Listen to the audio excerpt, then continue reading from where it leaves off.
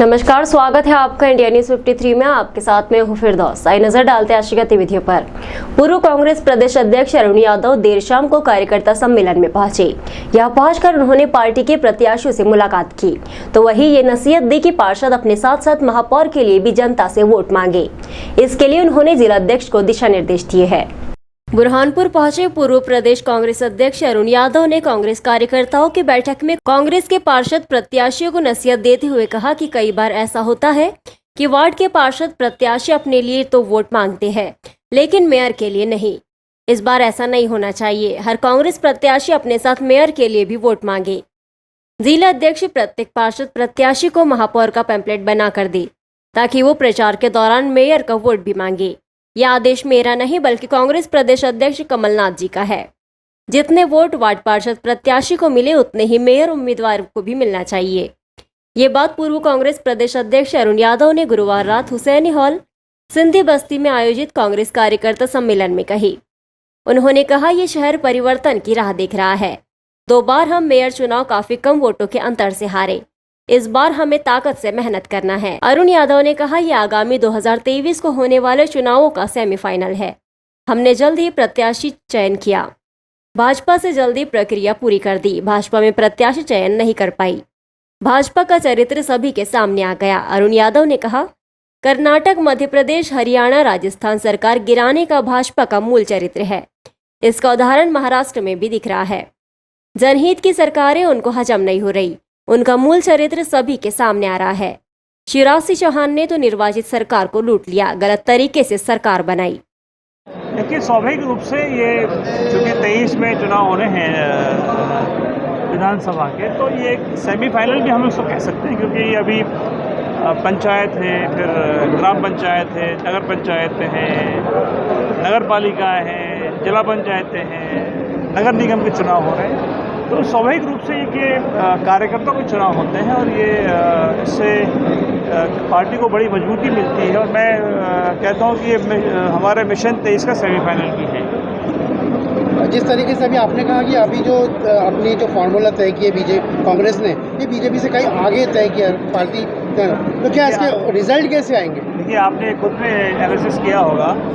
मान लीजिए कमलनाथ जी ने, चाहे वो प्रत्याशी चयन की प्रक्रिया हो, चाहे अनाउंसमेंट की प्रक्रिया हो, हम लोगों ने बहुत जल्दी काम को शुरू किया। हम लोग पिछले 6 महीने से इस पे काम कर रहे थे। एनालिसिस हो रहा था, सर्वेस हो रहे थे, और हमने भाजपा से बहुत जल्दी ये प्रक्रिया पूरी कर दी। और भाजपा में तो आप देख रहे हैं किस तरह से आपस में उनके लठम-लठ हो रही थी और प्रत्याशी का चयन नहीं कर पा रहे थे, वार्डों के प्रत्याशी का चयन नहीं कर पा रहे थे। ये स्पष्ट होता है कि कांग्रेस पार्टी का लाइन ऑफ एक्शन है भारतीय जनता पार्टी से मच बेटर है, बहुत आगे है। संतोष तो कांग्रेस में भी देखा गया है।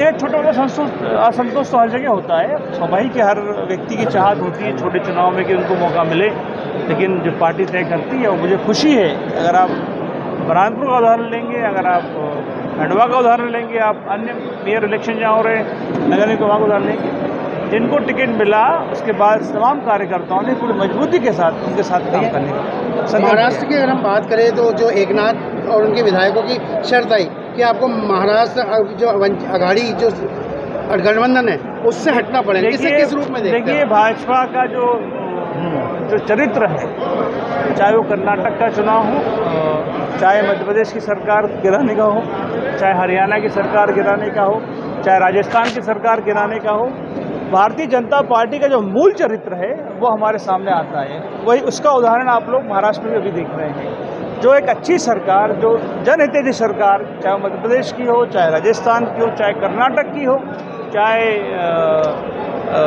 महाराष्ट्र की जिसमें कांग्रेस भी सम्मिलित थी, ऐसी सरकार जो जनहित की सरकार है वो उनको हजम नहीं हो रही है, और इसलिए उनका मूल चरित्र वो जनता के सामने आ रहा है। सीएम साहब का तंज आया था कि जो कमलनाथ जी अपने प्रदेश में अपनी सरकार नहीं बचा पाए, उनको महाराष्ट्र का ऑब्जर्वर बनाते, वो क्या सरकार बचाएंगे? शिवराज सिंह चौहान जी, आपने तो एक सरकार को लूट लिया। एक निर्वाचित सरकार धोखा देकर हाउस ट्रेडिंग करके आपने गिराई।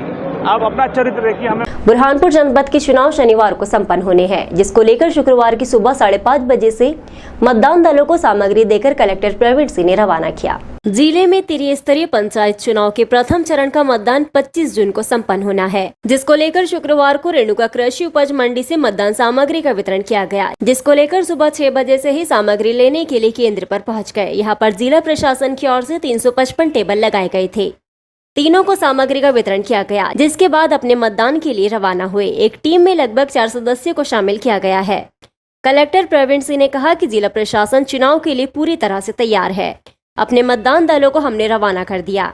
ये सभी मतदान दल अपने अपने मतदान केंद्र पर पहुंचकर प्रशासन को रिपोर्टिंग करेंगे। यदि किसी को कोई भी समस्या है, हमने कम्युनिकेशन गैप के लिए टीम तैयार की है। लगातार वो केंद्रों पर संपर्क में रहेगी। जहां मोबाइल का टावर नहीं मिलता, वहां पर भी संपर्क करने के लिए व्यवस्था की गई है। किसी प्रकार की कोई भी कोताही नहीं बरती जाएगी। लगातार जिले के अफसर कर्मी एक दूसरे से संपर्क में रहेंगे। उन्होंने आम जनमानस से भी अपील की है कि अपने मत का सही उपयोग करे। किस तरह से प्रोसेस रहेगी? आज बुरहानपुर विकासखंड की मतदान के लिए यहाँ पर कृषि उपज मंडी परिसर से 350 से अधिक मतदान केंद्रों के लिए प्रत्येक मतदान केंद्रों पर 4 के हिसाब से पोलिंग पार्टी के लोग यहाँ से रवाना हो रहे हैं। इनके साथ में इनकी सामग्री रवाना हो रही है और उसी के साथ में इनके साथ में चुनाव को संपन्न कराने के लिए जो आवश्यक पुलिस व्यवस्था है, उसमें पुलिस के जवान, वन विभाग के वन रक्षक, हमारे SPOs और ये सारे लोग इनके साथ में रवाना हो रहे हैं। जो हमारे क्रिटिकल और वल्नरेबल मतदान केंद्र है, जो लगभग 90 के आसपास है, तो मतदान केंद्रों पर हमने CCTV और वेबकास्टिंग की व्यवस्था और साथ ही साथ वहाँ वीडियोग्राफी की व्यवस्था हम लोग कर रहे हैं। कुछ ऐसे मतदान केंद्र हैं जहाँ पर मोबाइल का नेटवर्क नहीं है, तो ऐसे मतदान केंद्रों पर रनर की व्यवस्था की गई है ताकि हम लोग समय समय पर वहाँ की सूचनाएं ले सकें कि वहाँ कोई दिक्कत तो नहीं है। और पुलिस के वायरलेस सेट की भी व्यवस्था भी वहाँ पर की गई है। तो ये पोलिंग पार्टी लगभग यहाँ से 12 बजे तक रवाना हो जाएगी और 2 से 2:30 बजे तक अपने अपने मतदान केंद्रों पर पहुँच के हम लोगों को सेक्टर मजिस्ट्रेट के माध्यम से ओके रिपोर्ट देगी।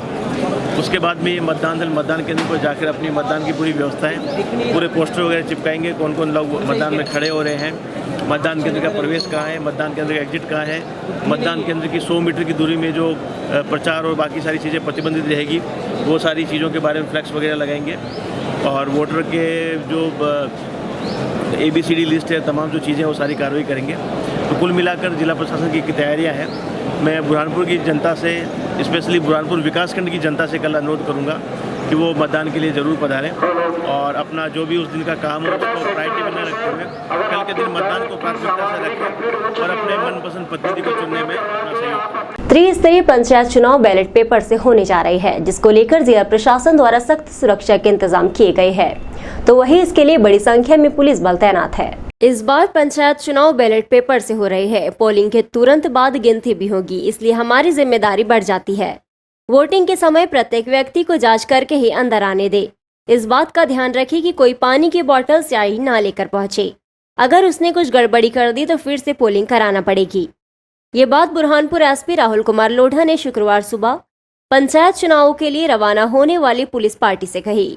चुनाव में करीब 2000 से अधिक पुलिस कर्मियों का बल तैनात किया गया है, इसलिए चेकिंग सख्ती से करेगी। SP ने कहा, इस बार संवेदनशील मतदान केंद्रों पर CCTV लगाई गई है, इसलिए हर संवेदनशील मतदान केंद्र पर अतिरिक्त बल सेक्टर मोबाइल लगाया गया है। सेक्टर मोबाइल 7 से 8 मतदान केंद्रों को कवर करेगा। रिजर्व फोर्स बुरहानपुर के अलावा शाहपुर में भी रखा गया है। जहाँ नेटवर्क नहीं है वहाँ के लिए भी प्लान बनाया गया है। 25 तारीख को हमारा फर्स्ट फेज का इलेक्शन हो रहा है, तो उसके लिए जो है वो पूरा फोर्स हम लोगों ने हर मतदान केंद्र पे लगा दिया है और जो क्रिटिकल मतदान केंद्र है उसमें एक्स्ट्रा फोर्स की व्यवस्था की है। साथ साथ में सेक्टर मोबाइल्स भी है जो लगभग 7 से 8 मतदान केंद्रों को कवर करती रहेगी और लगातार उसमें भ्रमण भी करेगी। हमारे रिजर्व फोर्स के रूप में बुरहानपुर में फूलकोट चौकी पे और साथ साथ में हम लोग जो है वो शाहपुर क्षेत्र में भी एक रिजर्व फोर्स रखेंगे ताकि ज़रूरत पड़ने पे फोर्स जो है वो तत्काल उस जगह पे पहुंच सके। बाकी हमारी सारी व्यवस्था की गई है। कम्युनिकेशन प्लान, शैडो एरिया जहाँ पे हमारे नेटवर्क नहीं है उसको कैसे कवर करेंगे, तो ये सारी व्यवस्था कर ली गई है। हमारी तैयारी पूरी तरीके से है और मतदान जो है वो शांतिपूर्ण होगा। मतदान केंद्र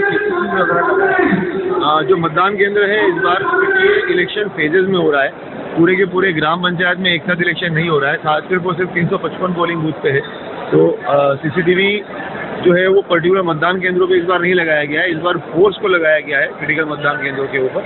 और फोर्स जो है वो हमारी तरफ से लगभग 1500 से 2000 के आसपास फोर्स हमें टोटल फोर्स लगाया गया है पूरे मतदान के लिए, जो कि पर्याप्त है। नगरीय निकाय चुनाव को गति देने के लिए भारतीय जनता पार्टी के महापौर प्रत्याशी ने चुनावी कार्यालय का उद्घाटन अपने पति अतुल पटेल के साथ किया।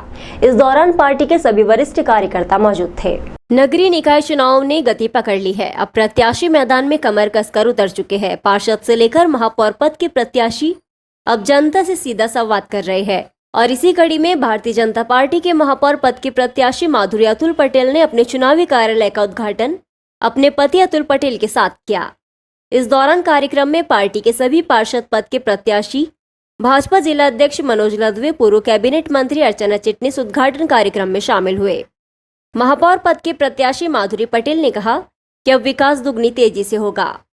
जो काम अधूरे रह गए थे उनके पति अतुल पटेल ने जो पानी की योजना लाई थी उसको पूरा किया जाएगा और मूलभूत समस्याएं मुख्य मुद्दा होगी।